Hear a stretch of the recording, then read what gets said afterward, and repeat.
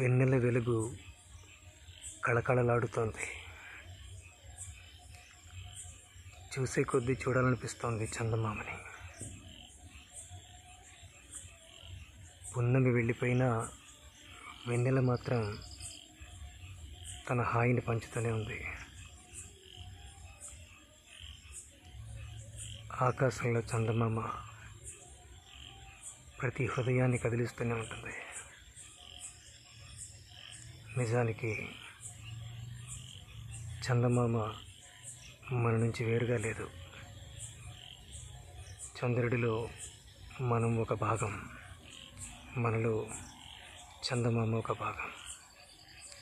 రెండు ఒకటే, విడిగా కనిపిస్తున్నాయంతే. విడిగా ఉన్నంతసేపు మనము తను అని భేదం కనిపిస్తుంది. ఒకటిగా చూస్తే అంతా ఒక్కటే అనిపిస్తుంది. జై మహాదేవ్.